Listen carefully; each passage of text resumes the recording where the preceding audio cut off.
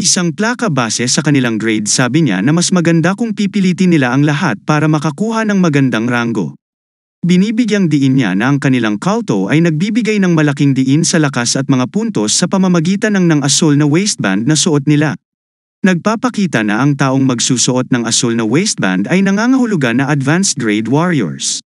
Upang ipaliwanag na ang mga parasito sa dugo ng magiging advanced grade warriors ay aalisin ang parasitkong dugo na kinilala para sa kanilang mga pagsisikap at kakayahan na nagbibigay diin sa kahalagahan ng pagkilala sa pagdinig na ito.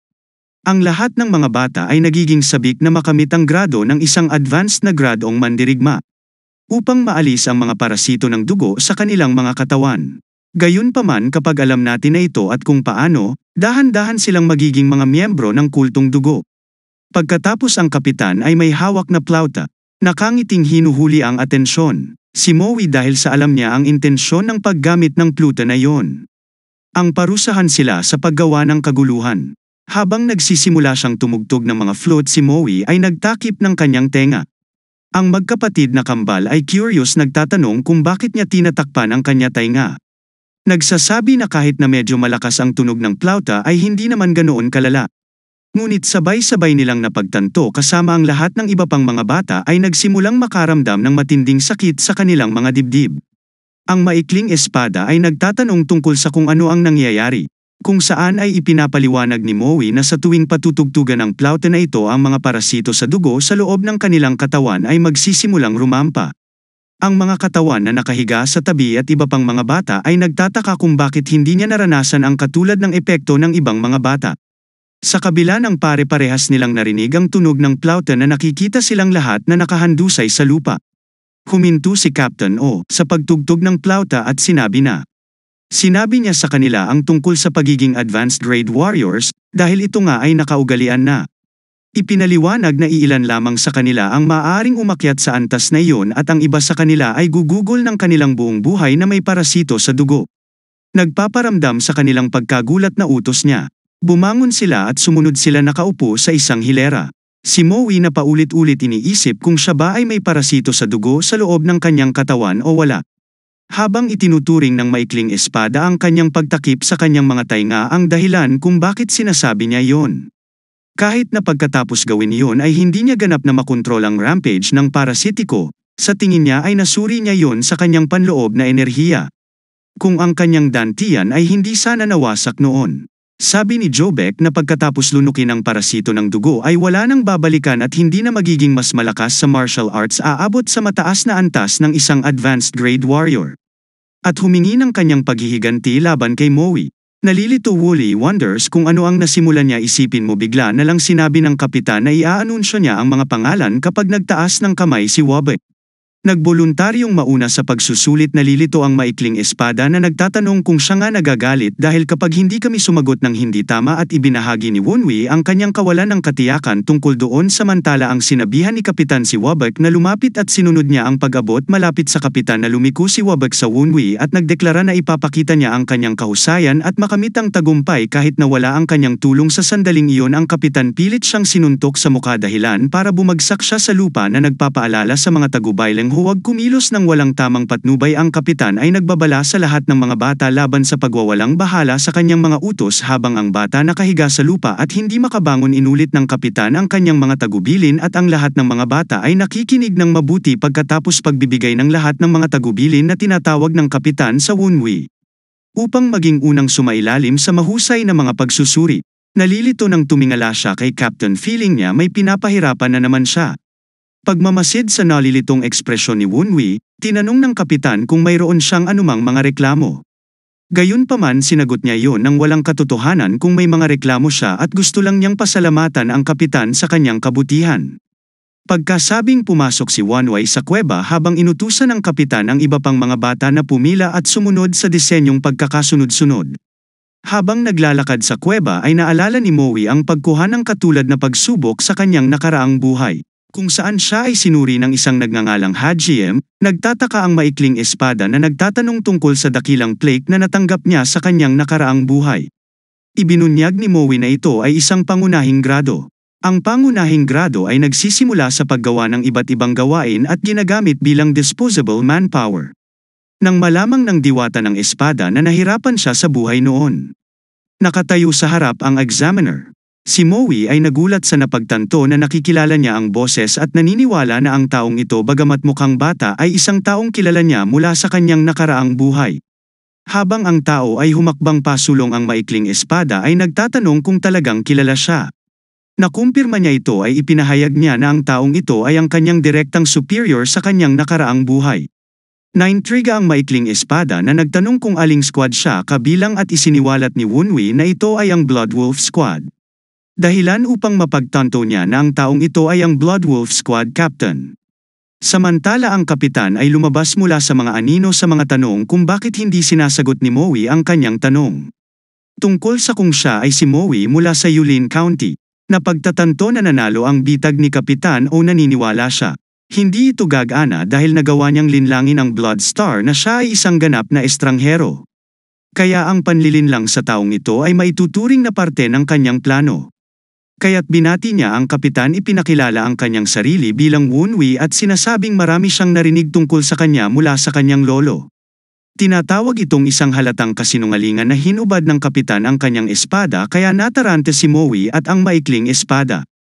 Inulit ang kanyang pahayag tungkol sa kanyang lolo bilang isang Bloodwolf Squad warrior na iginiit ng kapitan na walang umaangkop sa profile na yun sa squad at nagtatanong kung sino ba talaga siya. Humakbang pasulong na hinawakan ang leeg ni Wunwi at ipinahayag na si Wun ay dapat magkaroon ng death wish na nagbibigay diin sa kanyang pag-aangkin sa kanyang tungkol sa serbisyo ng lolo niya. Ipinakita ng kapitan na siya ay gumawa ng kwento mula sa Bloodwolf Squad at naaalala ang lahat ng mga mandirigma na nagsilbi sa ilalim ng kanyang ama na nagsasaad na siya ay nahuli kaagad sa maikling pag-uudyok ng espada. Itinulak siya at sinabing pinapalala mo lang ang sitwasyon. Mas maganda kung kinausap mo na lang ako ng diretsyo. Pagkatapos ay tinuruan siya ng maikling espada na tumingin sa ibaba. Habang ginagawa niya ay napagtanto niya na ito ay isang sorpresang pag-atake ng espada na nagawa niyang harangin gamit ang kanyang maikling espada. Habang nakakaramdam siya ng matinding pressure sa kanyang likod at nagtataka kung paano ang isang tao ay maaaring maging napakabilis sa sandaling iyon. Ang kapitan ay hanampas siya ng isang malakas na sipa. Napagtanto niya na kahit anong usap ang gawin niya, ang mga pag-atake ay lalong lumakas ang puwersa ng sipa ang nagpabagsak sa kanya sa isa sa mga pader ng kuweba. Dahilan para umubo siya ng dugo sa kabila ng matinding nagawa niya. Tumayo at napansin na ang walang awa na katangian ng kapitan ay nananatiling hindi nagbabago. Ang maikling espada ay nagtanong kung ayos lang ba siya, na tiniyak niya sa kanya na ayos lang siya sa pag-angkin na ang sipa ay kulang ng force. Charot! Habang ang kapitan ay muling lumalapit, pinapayuhan siya ng maikling espada na tumutok at maghanda para sa susunod na pag-atake. Gayunpaman nagsimula na siyang makaramdam ng nahihilo at nanlalabo ang kanyang paningin. Nang makita ito ng maikling espada ay napansin ang markang may bahid ng dugo sa pader ng kuweba. Napagtanto niya na nataman ang likod ng kanyang ulo. Laban dito habang sinisipa siya ay napagtanto na itinuro niya sa kanya na ipagtanggol ang sarili sa pamamagitan ng pagsunod sa kanyang mga direksyon. Habang nakatayo at hawak ang kanyang espada, ang maikling espada ay nagbabala sa kanya ng paalang na laslas na nagmumula sa kanang bahagi ng kanyang leeg. Pinayuhan siyang harangan ito na gawa niyang gawin ito. Ngunit nawala ang kanyang balanse dahil sa malakas na pag-atake at bumagsak sa lupa ay gumaan ang pakiramdam na nailigtas ang kanyang buhay sa pamamagitan ng diwata nag-espada. Siya ay bumangon muli at nagpahayag ng pasasalamat para sa kanyang tulong. Gayunpaman napagtanto na sa panahon ng kanyang pagbagsak ay nalaglag niya ang kanyang espada. Ngayon ay nakahiga sa di kalayuan kaya hindi siya makapagsalita. Saka lang niya naramdaman na may papalapit sa kanya. Tumalikod para makita ang kapitan na nakatapak ang kanyang paa sa dibdib ni Wunwi. Inaalam kung paano niya nalaman ang tungkol sa pagkakakilanlan niya. Ito ay isang magandang pagkakataon upang makipag-usap kapag tinanong namin kung ang kapitan ay hindi nais na mahanap ang kanyang nakababatang kapatid na babae. Nagulat ang kapitan, tumugon sa pamamagitan ng kinikilala na si Moe ay talagang nakakalap ng maraming impormasyon tungkol sa kanya. Ngunit ipinahayag na ang kanyang kapatid na babae ay pumanona. Bilang tugon sinabi Moe na ang kanyang kapatid na babae ay buhay at kinidnap sa araw na pinaslang ang kanyang ama. Na isiniwalat na ang nasunog na bangkay na nakita niya ay hindi sa kanyang kapatid na babae kundi isang peke. Sabi niya na kung gusto ng kapitan na makita ang kanyang kapatid na babae kailangan niyang makipagkasundo sa kanya. Ang kapitan ay tumitingin sa maikling espada sa di kalayuan. Napagtanto na kapag nalaman niya ang pangalan ng kanyang kapatid na babae, at siya ay hindi nagsisinungaling. Ibinaba ang sarili niyang espada pagkatapos gawin iyon sinabi niya na pakikinggan niya ang anumang naisin ng Moe. Sabihin at magdedesisyon kung makikipagdeal o hindi. Pagkatapos niyang pakinggan ang sinabi niyang tinanong niya kung nasaan ang kanyang ate. Ibinunyag niya na ang kanyang lokasyon bilang Flower Moon Merchant Association. Pagkarinig nito ay binanggit ng kapitan na ang bulaklak na Moon Merchant Association ay kabilang sa nag-iisang santo ng dugo. Ngunit hindi handang tanggapin na ang taong ito ay may pananagutan sa pagkamatay ng kanyang ama. Sinasabi niya na ito ay totoo at sinasabi na ang taong may pagnanais na maghiganti at kontrolin ang Blood Wolf Squad ay ang nag-iisang dugong saint na si Zhang Rayang. Gayunpaman ang kapitan ay nag-aalinlangan at nagtanong. Nakita niya ang ebidensya mismo na nagtuturo sa mga sugat sa kanyang ama ay ginawa ng Orthodox sect. Bilang tugon ni Moe, nilinaw niya na ang mga taong nagpaalam sa kanila tungkol sa likas na katangian ng mga sugat ng kanyang ama at nakuha ang kanyang katawan ay mula sa Bulaklak Moon Merchant Association. At ang kanilang pinuno na si Hulo. Napansin ng kapitan na nagsisimula ng maniwala. Habang si Moe ay napagtanto na kailangan niyang gumawa ng isa pang bagay at ihayag na ang kapatid ng kapitan ay nasa Flower Moon Merchant Association's Jinhai County. Sinabihan niya ang kapitan na ipadala ang kanyang mga pinagkakatiwalaang tao upang kumpirmahin ang impormasyong ito. Nagtataka ang kapitan at nagtanong kung sino siya. Sinabi niya ito bilang pakikitungo at humiling ng kanyang tulong sa kailangan niya ito sa hinaharap. Iginiit ng kapitan na kung si Moe ay nagsasabi hindi totoo ay gagawin niya ang personal na putulin ang kanyang ulo. Kahit nasaan man siya tinitiyak ni Moe na hindi siya magsisinungaling at ipinapahayag ang kanyang pag-asa para sa kapitan upang mahanap ang kanyang kapatid na babae sa lalong madaling panahon. Habang hawak ang kanyang kamay bilang tugon sinabi ng kapitan na bagaman hindi siya ganap na magtiwala sa kanya kung ang lahat ng sinabi ng Moe ay magpapatunay na totoo. Ituturing niya siya bilang kanyang tagapagmana sa buong buhay niya. Siya ay nagpapasalamat sa pag-aakalang ito ay ang magiging mapagbigay na kapitan na nagdulot sa kanya ng pagtitiwala sa kanyang nakaraang buhay. Nang tingnan niya ang kanyang kamay at nakita ang isang gitnang ranggo na plaka sa loob dito at ipinaliwanag ng kapitan na karapat-dapat siya dahil nagawa niyang harangan ang kanyang mga pag-atake ng 2 beses. Pagkatapos ay tinanong ng kapitan kay Moe ang tungkol sa kanyang lolo. Na nagudyok kay Moe na tanungin kung maniniwala siya. Sinabi niyang oo habang inilalagay ang kanyang sword sa likod. Sanabi ng kapitan na hindi niya alam kung matalino o estupido si Moe. Ipinaliwanag niya na bakit hindi niya binanggit ang pangalan ng kanyang lolo. Hindi na niya masagot ang tanong ng kapitan. Na-realize lang niya na sabihin na importanteng nalaman na niya ang katotohanan. Ngunit sinabi ng kapitan na magtitiwala pa rin siya sa kanya para sa isang pagkakataon kahit na siya ay hindi alam ang kanyang intensyon. Pagkatapos ay hinugot niya ang kanyang maikling espada mula sa putik at itinuturing siyang maswerteng nakaligtas sa napakahirap na pagsubok nang wala ang tulong niya. Nagsimulang lumayo habang nakatingin sa kanya ang kapitan. Ang pag-iisip sa kanya bilang isang napakakakaibang tao na may mature at kalmadong kilos. Ganoon din ang tense na sitwasyon na naaalala kung paano niya hinarang ang kanyang mga atake. Kahit nakapikit ang isip ng kapitan na tila may tumulong sa kanya sa pag-iisip na ito ay baliw at nagtataka ang kapitan. Naiisip din niya kung nakatagpo na niya si Moe dati pa. Napagtanto din na hindi niya maaaring balewalain si Moe sa ilang kadahilanan. Samantala sa labas ng kuweba si Kapitan O ay nangangasiwa sa iba pang nagsasanay na nagtuturo sa kanila na pumila ayon sa kanilang hanay. Habang ginagabayan ng kapitan ang mga trainees na may middle ranks na sumusunod sa kanya. Lumabas si Moe mula sa kuweba, na nagulat si Jobek na nakapansin sa middle rank plaque sa kamay ni Wunwi. Tinanong kung paano niya ito nakuha. Habang naglalakad sa isang lambak kasunod ng pagbabahagi ng Captain O, si Jobek sa kanyang pagkalito kay Wunwi tinanong niya kung paano ang isang taong mahina at walang kapangyarihan bilang isang Moe ay maaaring makatanggap ng intermediate rank plaque. Pagtatanong kung tumatanggap siya ng mga espesyal na pribilehiyo dahil sa pagiging miyembro ng kultong dugo. Nagpapahiwatig kay Moe ng pagkainggit hinahamon siya sa pagdedeklara na tiyak na mananalo siya laban sa kanya sa susunod na pagsubok. Habang ang maikling espada nagpapaalala na siya ay napaka-competitive. Pagkaraan ng kapitan lumapit kay Moe at binati siya na lumabas siya ng maayos kahit na nakatagpo niya ang Blood Wolf Squad Captain. Ngunit may nararamdaman pa rin tungkol sa kanya. Sa kabila ng ang kapitan ay inaasahan niyang magagalit pagkatapos mawala ng dahilan na mapatunayan ang kanyang pagkakakilanlan bilang isang tunay na inapo ng kultong dugo. Pag-iiba ng paksa, nagtanong ang maikling espada kung ano ang plano niyang gawin. Pagkatapos nito at ipinahayag ni Moonwee na gusto niyang lumikha ng isang pagkakataon na ayusin ang kanyang energy core. Nagtataka ang maikling espada na nagtanong kung kumusta siya. Sinabi niya na mayroon siyang sariling mga paraan at tinanong siya kung narinig na niya ang All-Divine Healing Physician, na nagpapagaling ng lahat sa tamang presyo at batay sa kanyang narinig. Ang manggagamot ay nagpapagaling din ng energy core ng ibang tao. Binanggit ni Moe na ang nakakapagpagaling sa banal na manggagamot ay darating sa ika-6 na lambak ng dugo sa loob ng 10 araw. Iniisip ng maikling espada na babayaran lang niya ang presyo at gagaling na siya. Gayunpaman, iniwan na niya ang lahat ng pera niya sa inn. Paano kaya kung ibenta kita para makakuha ako ng pera? Na-stress ang diwata sa pahayag niya. Nagmamasid sa di kalayuan. Si Wabek ay nagtataka sa kakaibang kinikilos ni Moe na kinakain ng kanyang pagkainggit.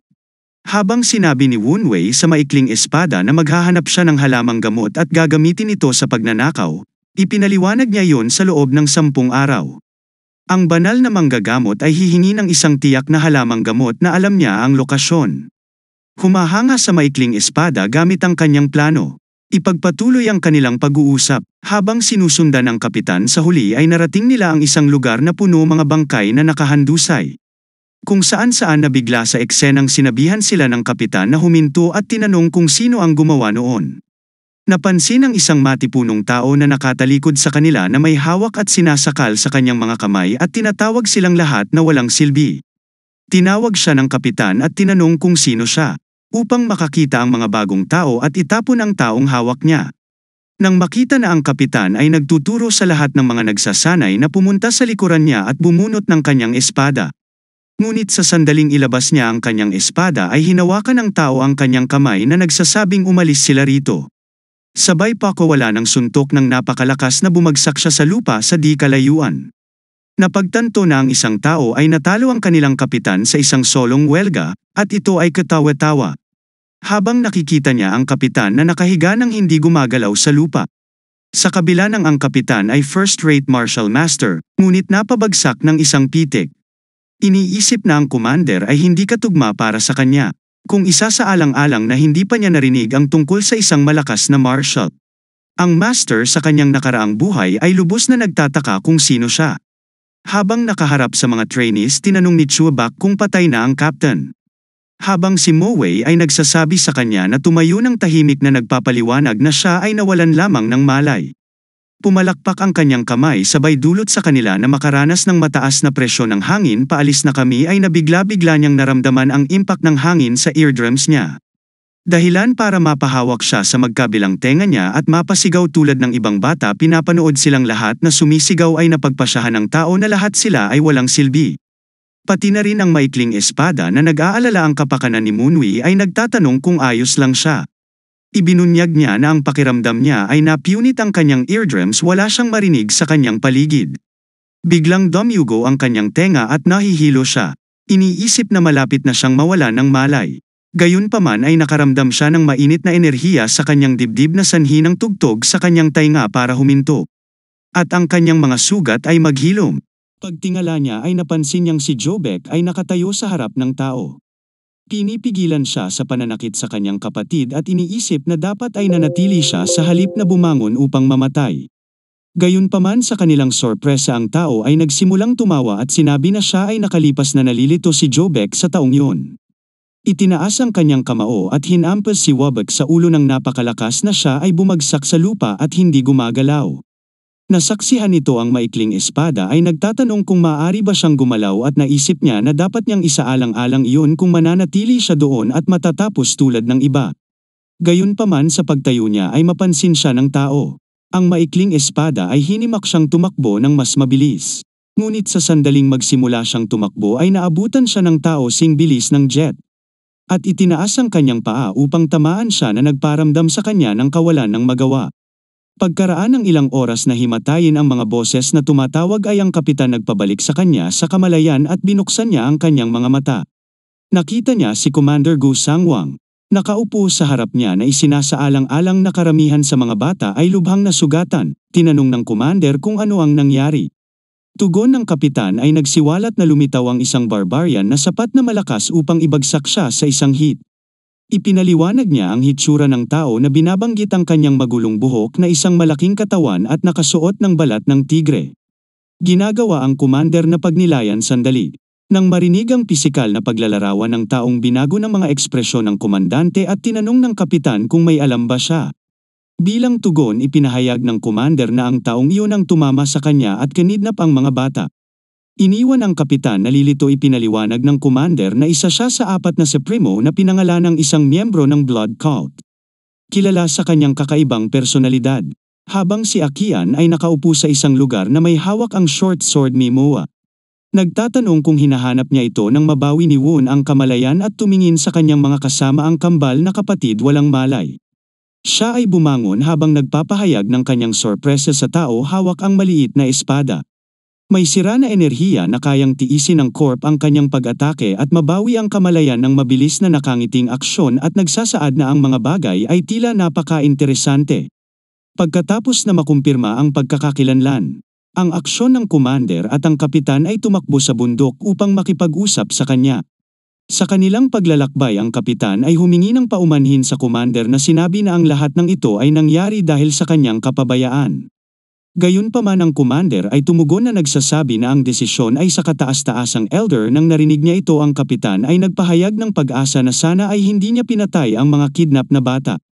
Dahil silang lahat ay mga intermediate red cadet na napakahirap makuha. Habang hindi sigurado tungkol kay Mui, iginiit ng kapitan na ang kambal na magkapatid ay may kakayahan na maabot ang kahit na ang pinaka-advanced na ranggo. Bilang tugon ang commander ay nagbabahagi ng kanyang kawalan ng katiyakan tungkol sa kung ano ang maaaring nangyari sa kanila. Remarking na hindi niya inaasahan na ang taong iyon ay gumawa ng isang bagay na iyon sa mga kadete. Habang sila ay malapit na sa kanyang tirahan ay pinapayuhan ng commander ang kapitan na maging maingat sa kanyang mga salita. Habang nagsasalita na naglalarawan ng aksyon bilang ang pinakasiraulo at mahirap pakitunguhan sa lahat ng 4 na Supremo. Sa pag-abot sa kanyang tirahan ang mga aksyon ng commander ay magbigay-pugay ng paggalang at ipinakilala ang sarili bilang ang namamahala sa 6 na Blood Valley Cadet. Nakatingin ang kapitan sa commander tinatanong sa kanya kung ano ang gagawin. Ngunit hindi nakatanggap ng anumang tugon mula sa loob. Iminumungkahi nila na pumasok at tingnan. Habang tinatanggihan ng komandante ang pagpapayo sa kapitan. Upang maging matyaga at maiwasan ang pagkuha sa nerbiyos ng aksyon. May isang bagay na pamumulaklak mula sa loob kung saan hamarang si commander gamit ang kanyang espada. Para lamang malaman na ito ay isang buto. Samantala ang elder ay abala sa pagkonsumo ng prutas sinabi na masyadong desente si commander para tawaging commander na may kabab ang loob. Sinasabi ng commander na siya nga ay walang iba kundi isang insekto sa harap ng isang kataas-taasang nilalang na katulad niya. Kung saan ang aksyon ay sumasang-ayon sa aksyon na nagtatanong kung sila ay dumating doon dahil sa mga bata. Sumang-ayon ang commander na nagsasabi na palalakihin nila ang mga batang ito bilang mandirigma ng Blood Cult. In response tinatanong ni Akin kung sa tingin ng commander ay sasaktan mo ang mga bata. Kung saan ang commander ay hindi sumasang-ayon sa aksyon nagsasaad na ang mga bata ay mukhang desente at dinala lamang niya ang mga ito upang turuan sila ng ilang mga trick. Tinitiyak ng komandante na hindi dapat mag-aalala tungkol sa kanila. Nabigla ang komandante ay nagtataka kung ang aksyon ay magtuturo sa kanila ng personal na maalala yon. Hindi pa siya tumanggap ng kahit na sinong alagad bago niya naisip na siya ay sumusunod sa pagsasabing hindi niya alam ang intensyon ng aksyon at binabati siya sa pagkuha ng mga alagad. Gayunpaman ang aksyon ay nagsasabi sa kanya na huwag magkamali na lituhin ang komandante at inihayag na ginagamit lang niya ang mga batang ito para pawiin ang kanyang kalungkutan sa lugar na ito. Nang marinig ito ng commander humihingi ng tawad habang ang kapitan ay nakaupo doon na iniisip na kahit na ang pag-aaral ng ilang mga trick mula sa isang kataas-taasang elder ay isang karanasan sa pagbabago ng buhay.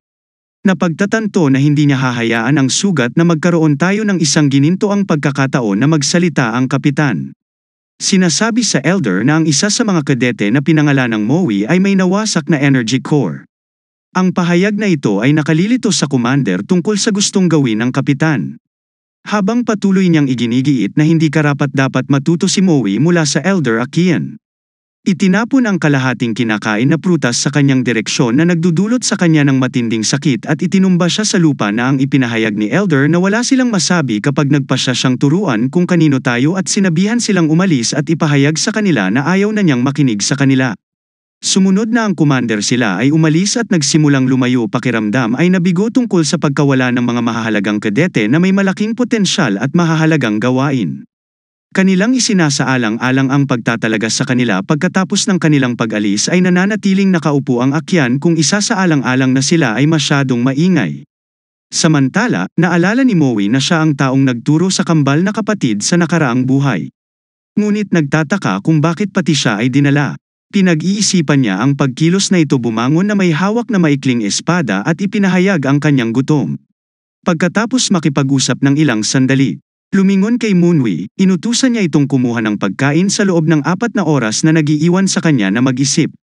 Kung dinala ba siya para lamang sa nalayunin na papalapit kay Moe si Akian laban sa isang pagtatangka upang makatakas. Isang babala ng matinding kahihinatnan kung mahuli siya sa kabila ng takot sa kanya. Si Moe ay nakatingin at gustong susubukan na tumakas kapag nakakuha siya ng pagkakataon. Sa pag-aakalang magsasabi siya ng aksyon na wala siyang alam sa anumang martial arts at yun ang mahirap para sa kanya na makahanap ng pagkain ng walang anumang armas. Pagkatapos ay binanggit niya na ang maikling parte ng espada ay hawak niya. Talagang ang keepsake ng kanyang ina na nag-uudyok ng aksyon na ihagis ito sa kanyang ulo na binabanggit niya bilang tusong aksyon. Nagpapakita ng kanyang kawalang interes sa gayong pagod na sandata. Si Moe ay nagpapahayag ng pasasalamat sa kanya sa pagbabalik nito. Tulad ng palalapit ng espada kay Moe, sinimulan niyang ilabas ang kanyang pagkadismaya sa katotohanang ginamit siya ng taong yun para pambunot ng kanyang tinag sa ngipin. Nagpaparamdam sa kanya ng kasuklam-suklam, habang ang aksyon ay lumapit sa wala pang malay na kambal na magkapatid at nagsimulang tadyakan ang kanilang mga mukha ay nagsasabi kung gaano katagal sila matutulog.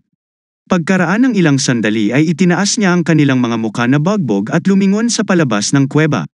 Na tumutugon kay Wunwi, ipinahayag niya ang kanyang pagnanais para sa isang karne at nawala kasama ang kambal.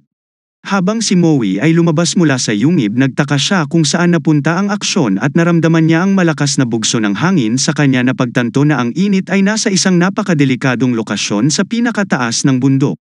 Inaalala ang 4 na oras na pagkilos sa limitasyon ng oras na ibinigay sa kanya. Pinag-iisipan ni Moe na aabutin ng matagal bago siya makababa mula sa lugar na ito. Habang iniisip kung saan makakahanap ng karne, sa ganoong lugar, ang maikling espada ay tumuturo sa isang bagay sa kanyang tagiliran na nagudyok kay Moonwi na lumingon sa kanyang tagiliran. Nakita niya ang aksyon na inihahagis mula sa bundok patungo sa isa pang bundok ang kambal. Pinagmamasdan ang kanyang lakas at enerhiya. Ang diwata ng espada ay nagtatanong kung kaya ba niyang takasan ang ganun kalakas na tao. Gayunpaman determinado na huwag maging aksyong alipin ay nagpasya si Moe upang mapanatiling may pag-asa at magsimulang bumaba sa bundok na handang gawin ang lahat ng kanyang makakaya. Gayunpaman habang siya ay nagsisimulang bumaba ay natagpuan niya napakatarik ng bundok at nagtataka kung paano nakatakas ang iba roon nang biglang nabasag ang batong hawak niya. Dahilan para mahulog siya, sumabit siya sa isang sanga ng pond, dahilan upang makaligtas siya. Habang nakahawak siya sa sanga at iniisip kung gaano siya kalapit sa kamatayan at nagnanais na mabawi ang kanyang panloob na enerhiya. Pagtatanong kung bakit napakahirap ng kanyang buhay. Patuloy ang paghihikayat sa kanya ng maikling espada at nagsasaad na kahit papaano ay nakatulong sa kanya ang pagkahulog. Siya ay nakababa ng mabilis na nagpapagatong kay Moe ng sapat na pagkadismaya. Pinag-iisipan kung hanggang saan na ang narating alam ang eksaktong sukat at layo. Tinatago niya mula sa maikling espada dahil alam niya na ito lamang ay demotivate siya. 4 na oras na ang lumilipas. Si Moe ay umakyat muli sa bundok ay nakakita niya ang aksyon ng naghihintay. Galit sa kanyang pagtatagal at pagwawalang bahala sa mga babala. Nagtatanong kung handa na ba siyang mamatay bilang tugon ng umakyat kami ay sinasabing na miss niya siya nag-iiwan ng aksyon na nalilito. Samantala sa malalim na kagubatan ang isang kuneho ay malayang gumagalaw sa paligid. May nakaturong araw sa direksyon nito, at tinamaan ito dahilan para mamatay. Ang taong ito pala ay si Moe, na ngayon ay lumago ng malakas kaysa dati, ang kanyang mga kasanayan sa archery ay bumuti sa isang malawak na kabundukan. Ang maikling espada ay pinahahalagahan ang kanyang mga kasanayan. Sinabi niya na pagkatapos manirahan sa bundok na ito sa loob ng higit sa 2 buwan ay nasanay na siya sa ganoong pangangaso. Naaalala niya kung paano siya nabugbog sa simula nang ginugol niya ang lahat ng kanyang oras sa pagsisikap na bumaba sa bundok.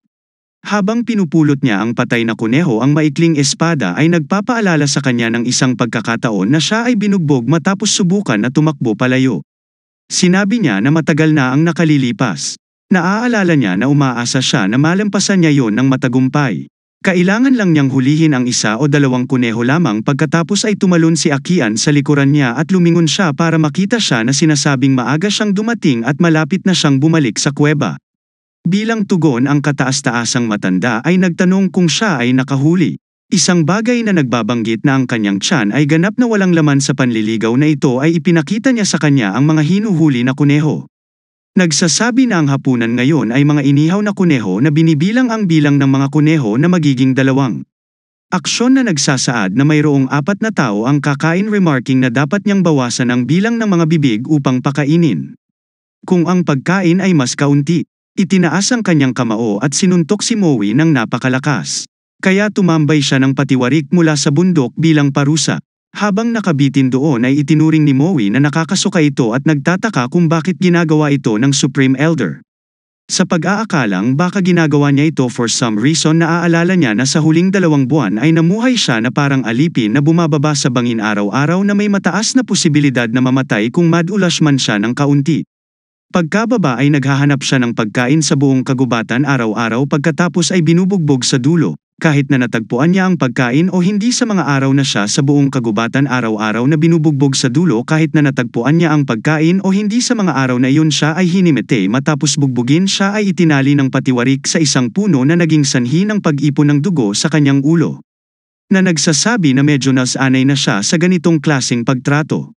Inabot niya ang mga paa niya para pakawalan ang lubad, sakalang tumawag si Jobek mula sa itaas na nagtatanong kung nabigo siyang makahuli ng pagkain para sa araw na yon.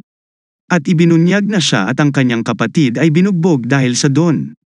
Pagtingin sa kanyang kakilakilabot na estado, sinabi kay Moe na sana sila ay nabugbog kahit na ito ay hindi para sa kanila. Bilang tugon ay ipinaalam sa kanya ni Jobek na hinahanap siya ng elder.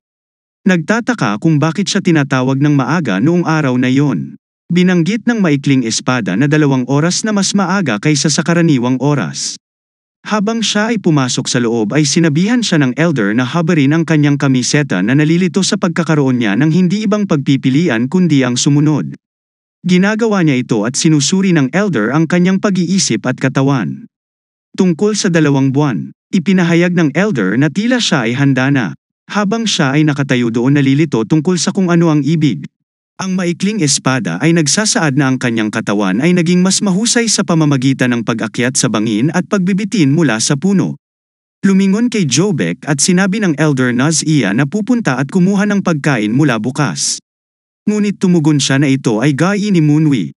Bilang tugon, biglang sinipa siya ang elder sa muka, dahilan para mabangga siya sa isa sa mga pader ng kuweba. Binibigyang diin niya ang kahalagahan ng pagsunod sa kanyang mga tagubilin nang hindi gumagawa ng mga dahilan. Tumayo ang elder, inutusan niya ang isa pang kapatid na iihaw ng maayos ang mga kuneho hanggang sa bumalik siya. Na pinagmamasdan ang kambal na kapatid. Napansin niya ang pagkalagas ng buhok nila. Kapag nakaramdam tayo ng simpatiya sa kanila, ngunit mabilis itong itinatakwil sa pag-aakalang wala siyang pakialam. Dahil ginagawa ang mga ganoong bagay kahit hindi sila personal na abalahin. Sa sandaling iyon ang matanda ay lumalapit sa kanya na mahigpit na hinawakan ang kanyang damit at tumalon pababa sa bundok ang napakabilis. Gulat sa mga daanan at nagtanong kung hindi ba sila maaaring maglakad na lang. Sa halip ay gumanti ang elder para akusahan siya ng tunog na bastos at i-highlight na tinitiis niya ang lahat ng ito. Dahil hindi natin magagamit ang King Gong ng mabilis na galaw. Inihagis siya ng elder sa isang batis sa ilalim ng bundok, na naging dahilan upang siya ay lumubog ng malalim bago ay lumangoy pabalik sa ibabaw. Habang humihinga ng malalim si Moe, nang makarating sa ibabaw ng tubig ay kinwestiyon niya ang motibo ng elder. Sagot ng elder na sinabi na sila ay papunta upang makilala ang kanyang Panginoon. At hindi niya ito maiharap sa taong iyon tulad ng isang kalunos-lunos na estado. Nagulat si Moe, nagtataka kung sino ang taong ito. Habang ang maikling espada ay nakakatawang sinabi na ang elder talaga ang pinakamasama sa kanila. Ang isang komento na nakakatuwa kay Monwi. Habang ipinagpapatuloy nila ang kanilang talakayan, inutusan ng elder si Wunwi na lumabas sa tubig at sinunod niya ang mga ito. Pagkatapos ay tumuloy sa pag-akyat sa bundok muli. Tahimik siyang sumunod sa pangunguna ng matanda na nagulat sa pagkatuklas ng isang lugar sa likod ng talon. Ang maikling espada ay nagtatanong kung may nakatira ba talaga doon, habang si Moe ay nag-speculates na ang naninirahan doon ay dapat isang ermitanyo. Idinagdag ng short swords na ang taong nakatira doon ay malamang na isang mabigat na martial artist. Isang pahayag pa na ang taong nakatira doon ay malapit na kaibigan ng elder. Mga tanong kung ang taong iyon ay maituturing na normal habang sila ay nakipagsapalaran ng mas malalim sa isang kuweba na tinigilan ng elder. Mula sa isang figurang nakaupo sa loob ay lumingon siya kay Wunwi at inutusan siyang magbigay ng respeto. Kaagad na nagpapakita na ang taong nakaupo sa harap nila ay magiging kanyang master mula ngayon. Sa pagsunod ni Moe, lumuhod at nagbibigay galang. Habang ang maikling espada ay nagkomento na ang tao ay maaaring hindi kilalanin ang kanyang mga marka, ay nalilito kapag kami ay tumingala at laking gulat niya nang makitang patay na ang taong iyon at naging kalansay lamang na may hawak na espada sa kamay nito. Nagdududa kung ang tinutukoy ng elder ay ang kalansay. Lumingon siya sa kanya at nagtatanong kung pinaglalaroan niya siya habang tumetawa.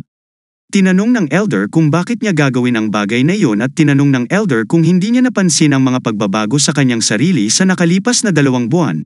Itinuro niya kay Moe ang lumakas sa pamamagitan ng pag-akyat sa bangin ay nagpapataas ng kanyang tibay sa pamamagitan ng pangangaso. Bumuo ng isang mas mahigpit na katawan sa pamamagitan ng pagtitiis ng mga pambubugbog. Binanggit din ng elder na ang ehersisyo ng pagbibigti mula sa mga puno ay inilaan para sa kanya upang sanayin ang kanyang sentro ng balanse at ang kanyang core na inilalantad ang kanyang tunay na intensyon sa elder. Ipinaliwanag na ang lahat ng kanyang ginawa sa ngayon ay upang bumuo ng pisikal na lakas ni Wunwi upang matuto ng martial arts. Nang marinig ni Moe ito, aminado siyang nawalan siya ng chi energy. Dahil sa paglihis sa kanyang kabataan. Tumetawa na tanong ng matanda sa kondisyon at ipinapakita na mayroong isang paraan upang kontrolin ang panloob na enerhiya ng walang isang energy core. Nabigla dito sa revelation si Moe, lumingon sa elder at nagtanong kung talagang umiiral ang ganitong paraan. Ngayon ay kayanan niya ang sarili niya at wala nang kahit anong sekta ang maaaring sumakop sa kanya. Tapos na po ang kwento, salamat po sa panunood.